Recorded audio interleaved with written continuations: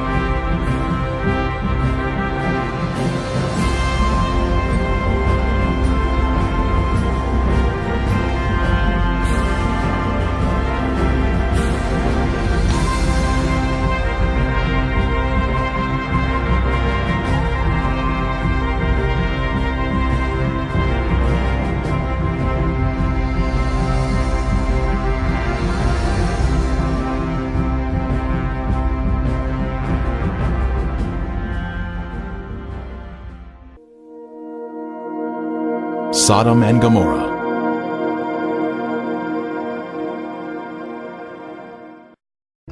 When the morning dawned, the angels urged Lot to hurry, saying, "Arise, take your wife and your 2 daughters, who are here, lest you be consumed in the punishment of the city." Lot, his wife and daughters, all fled from the terrible destruction of Sodom.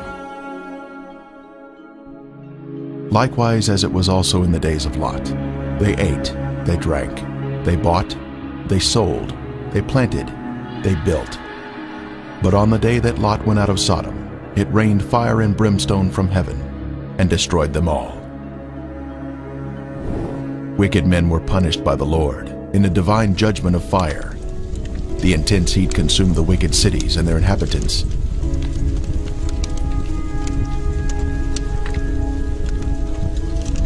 But Lot's wife looked back toward her beloved Sodom, violating the angel's command, and was thus turned into a pillar of salt.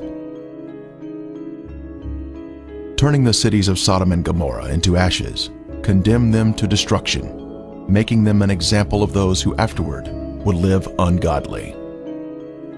This is a visible example that is mentioned here. The Bible tells us the cities were in the plain of Jordan, which is the area surrounding the Dead Sea, and it was once a beautiful, lush area. At 1,300 feet below sea level, this is the lowest place on earth, a very hot and desolate region that was cursed by God because of the sins of the people. Sodom had pride, fullness of food, and abundance of idleness. Neither did she strengthen the hand of the poor and needy. And they were haughty and committed abominations before me.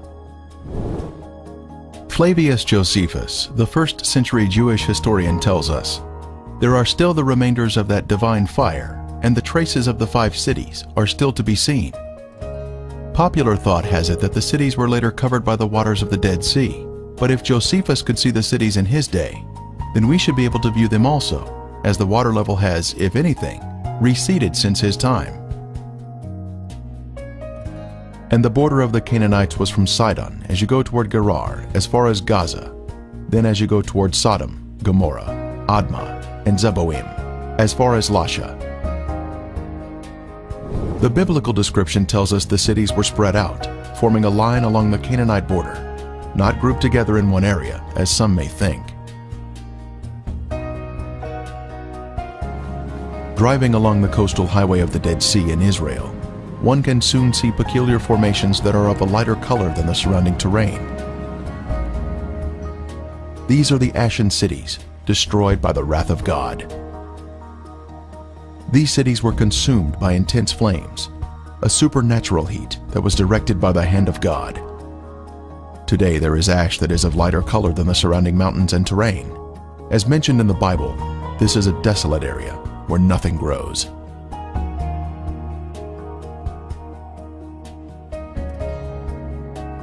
Inspecting the formations closely, one can see structures containing man-made elements, such as 90-degree angles. Even though the buildings were consumed by the fire, the remaining ash in these cities is comprised of a heavier material due to the inclusion of brimstone or sulfur, and still retains some of the original shapes of man-made structures. This stunning structure stands out as a singular formation with 4 sides, surrounded by a deep moat.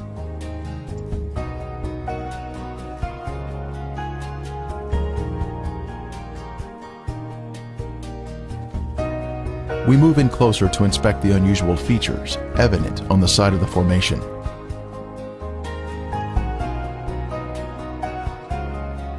On the side of the structure, this swirling pattern is different from any type of sedimentary rock or soil that would normally contain horizontal, even layers.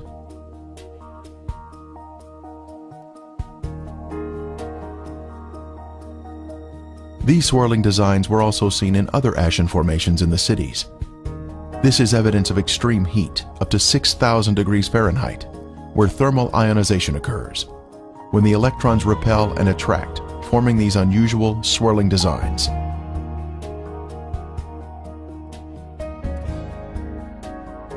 In Lot's day, this area was a swirling cauldron of death and destruction, rained down from the Lord in heaven.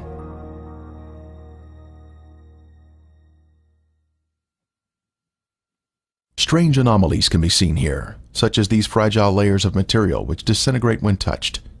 The limestone buildings in the cities of Sodom and Gomorrah were totally transformed into ash by the consuming fire of the Lord.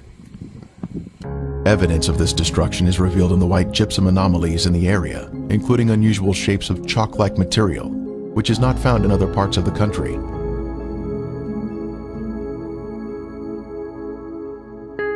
Even layers of white and gray material can also be seen, comprising gypsum and ash. At the time of Elijah on Mount Carmel, the Lord sent down a superheated fire from heaven, consuming the stone altar and sacrifice, turning them into ashes. Then the fire of the Lord fell and consumed the burnt sacrifice, and the wood, and the stones, and the dust, and it licked up the water that was in the trench. We are also told, "For the Lord your God is a consuming fire, a jealous God." When God unleashes a consuming fire, it will turn stone into ashes. At the perimeter of this city, one can see this amazing Sphinx still standing today. It was a pagan symbol positioned at the edge of town and was thought to protect the inhabitants from harm. The Sphinx stands alone as a singular structure with a defined shape. This particular Sphinx has an obvious demarcation between its base and the soil below it, another sign of a man-made structure placed on top of the soil. Later, we will see another Sphinx.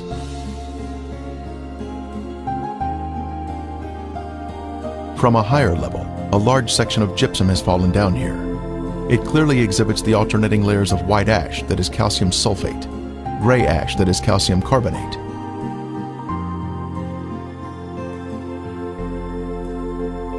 One can also find loose or powdery ash that is quite thick and has been deposited next to the formations. The ash is made up of calcium carbonate and calcium sulfate, which comes from the limestone buildings and the brimstone mixing together during the fire. In the formations themselves, some material can be gently raked off the surface with the slightest touch.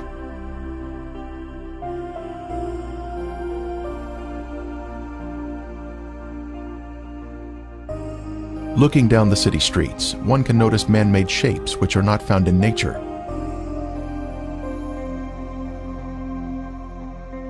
Here we see a building with square sides or 90-degree angles.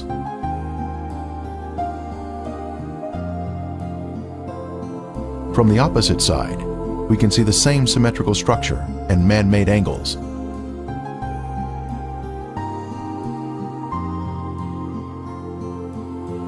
We can see the remains of walls that extended outward at 90-degree angles from the main structure.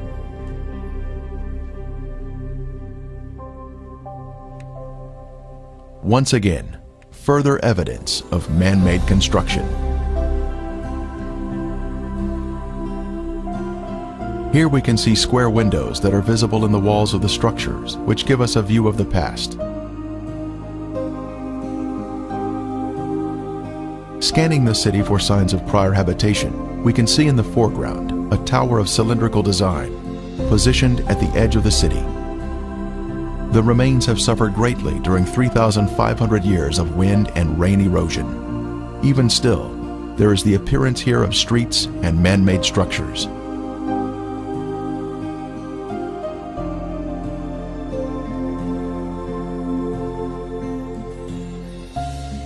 Here in the foreground, we have a conical shape resting on a raised area. A short distance away, we see another similar shape.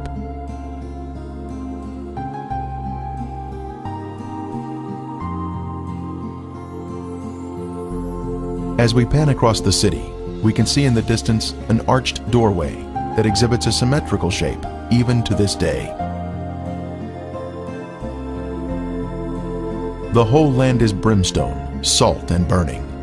It is not sown, nor does it bear, nor does any grass grow there, like the overthrow of Sodom and Gomorrah, Admah and Zeboim, which the Lord overthrew in his anger and his wrath. More anomalies are found in the cities. In this case, we have a large hardened clump of material that we broke open, revealing layers of previously heated material, including gypsum crystals, created by the combination of limestone and sulfur. From the intense heat, various objects were melted in the cities. Here we have some material that was boiling on top, while the remainder of the substance pooled at the bottom, creating a solid base. A very unusual find here, but just another strange anomaly not found in other areas of the country.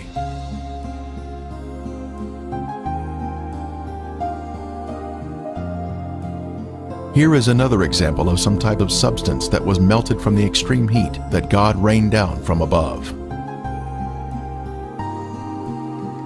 Resting on the ground, we find an unusual layer of gypsum crystals. Underneath the crystals is a layer of white gypsum, then gray ash, all of which was created by the great conflagration of heat, which consumed these sinful cities along the Dead Sea.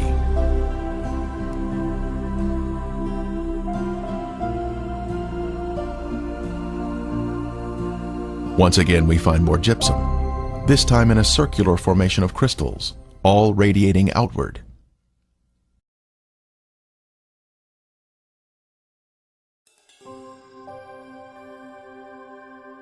Then the Lord rained brimstone and fire on Sodom and Gomorrah, from the Lord out of the heavens.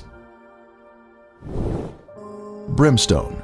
Our first sample was found here, having been washed down from a higher location. This is the heavenly marker left behind, which proves the sites to be the real Sodom and Gomorrah. Ron Wyatt was the original discoverer of these cities in 1989, and he now describes the brimstone found here. Okay, we're down at Sodom and Gomorrah still. Right in front of you see some unusual looking spots on this, shall we say, layer of ash. It's not stone, it's ash. Now we'll move in for a close-up of this. And you can see that they're kind of circular shaped places. Now what we have found, and we'll move in a little closer here, is that inside each of these is sulfur. That is, in most of them. Now the ones that do not have sulfur in them, and this one we just took a bunch of sulfur out and put it in our specimen bag. But the ones that don't have sulfur have a very black center where they have where it's been very hot. So now we'll move in on this one where there is some sulfur still present, and back off just enough so you can see what we're up to here, and we'll go collect that sample in a bag.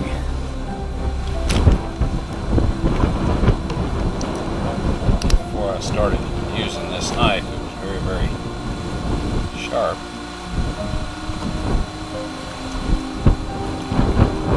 Okay, here this is, and we have collected some more, and it smells and tastes like sulfur. Now the Bible tells us that it rained fire and brimstone upon the cities of Sodom and Gomorrah.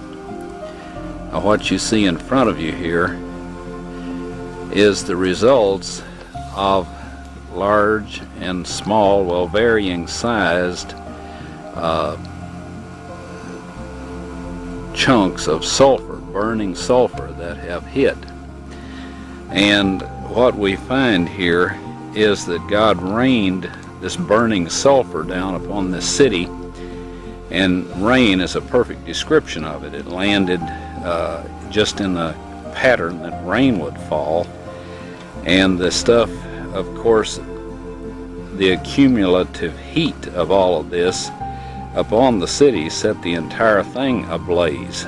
The flashpoint of every material there, metal, stone, of course the people, and everything burned, and this sulfur continued to burn, and it vitrified the material around it after it had burned it all up, sealed itself off from the oxygen, and then of course smothered itself out. And in each of these little crystalline capsules here is a varying size chunk of sulfur, and there are millions of these in these ashes that we have here. Now some of them we have cracked open so you can see the sulfur inside, and others we have left intact, but there are millions of these here. So this shows that God indeed rained fire and brimstone upon these cities. And if you look in your dictionary under brimstone, you'll find that it is sulfur. A piece of the brimstone from the cities was lit at night, and soon there was a beautiful blue flame produced by the burning sulfur. A very strong aroma of sulfur filled the air, and was overpowering if one directly breathed the fumes.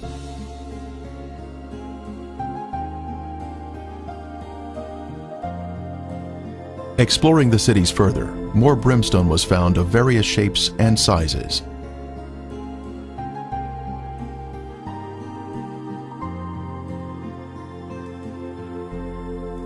Several samples had been washed down to areas below and were added to our growing collection.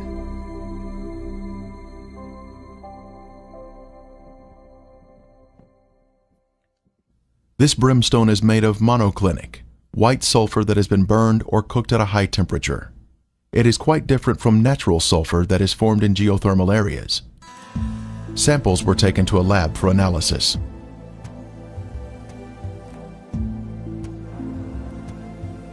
Each specimen was carefully separated and prepared for testing, with the outer portion cast aside.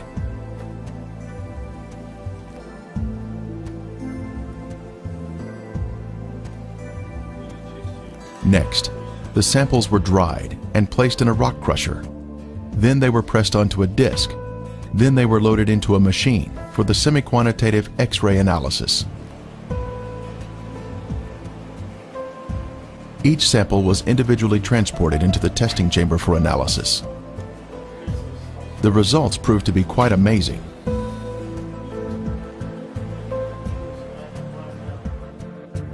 As the samples were found to be 98% pure sulfur, unlike any other sulfur found on Earth. This pure, cooked sulfur is the heavenly marker that was left behind to show the world that the Lord, without a doubt, destroyed these sinful cities at His command.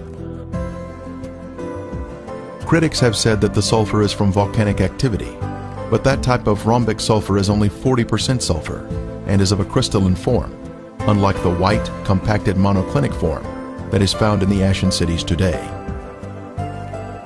Here is a round piece of brimstone embedded in a section of ash.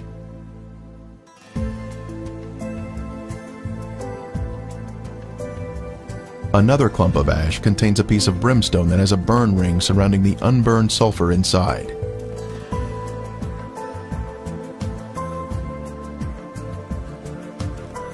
This mound of material has a lid that easily comes off, revealing the round nugget of brimstone inside.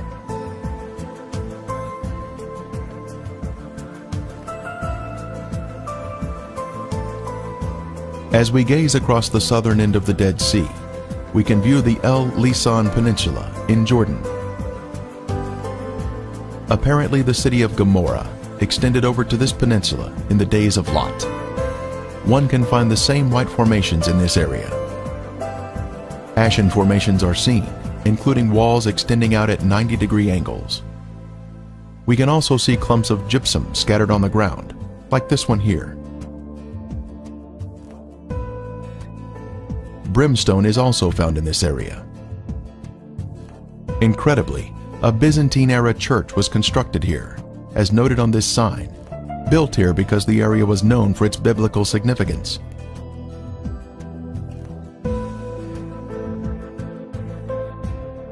Back over at Gomorrah proper, we can see white, ashen worship structures built atop an acropolis or high place.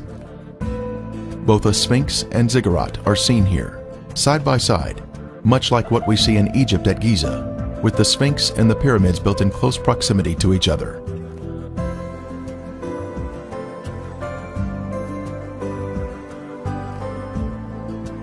While inspecting Gomorrah, other visitors arrived to view the unusual formations. The Sphinx is made of a white material, whiter than the ash surrounding it.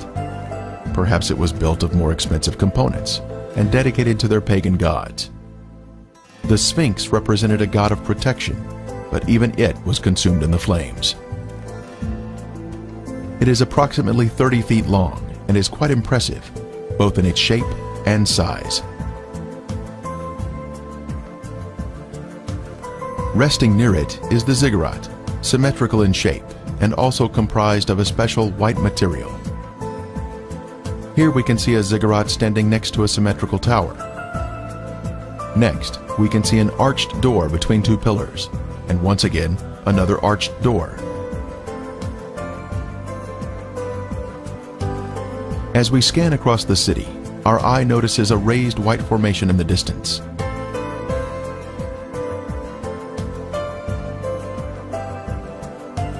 As we near the formation, we can see it is in the shape of a ziggurat. It turns out there are actually two ziggurats on this raised acropolis.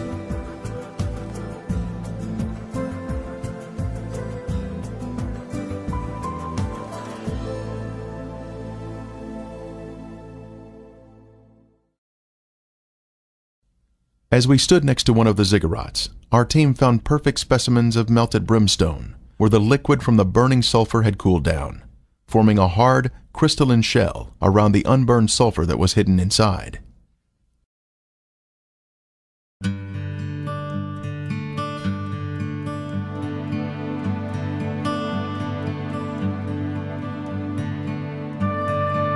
On the outside of the ziggurat, we spotted a piece of brimstone fused into the side of the formation. Using a knife, it was opened, revealing the pure brimstone inside.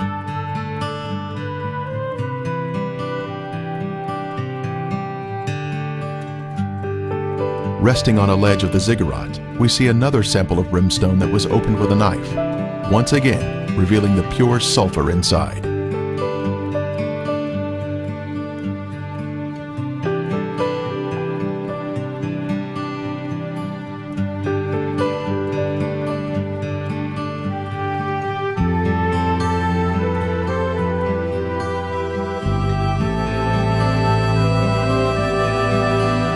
The most impressive evidence was this cremated bone fragment that was left behind from some lost soul of Gomorrah. The bone marrow inside was cooked until it had turned white. This is a moving testimony of God's power to destroy those who reject the Holy Spirit. Are we in the will of God, allowing the Holy Spirit to guide us into obedience? Or are we part of the rebellious and lost? There is a future event mentioned in Revelation, but the cowardly, unbelieving, abominable, murderers, sexually immoral, sorcerers, idolaters, and all liars shall have their part in the lake which burns with fire and brimstone, which is the second death. The day is coming, burning like an oven, and all the proud, yes, all who do wickedly, will be stubble. And the day which is coming shall burn them up. The surface of the earth will be as a lake of fire, with all unrepentant sinners being consumed by fire and brimstone, just as Sodom and Gomorrah were destroyed. Friend, there is only one way to escape the punishing flames of the second death, and that is through Jesus Christ. Won't you ask Him to take over your life today?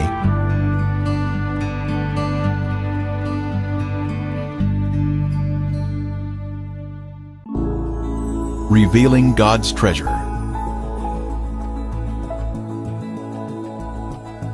You may order a copy of this program through arcdiscovery.com. See arcdiscovery.com to become a direct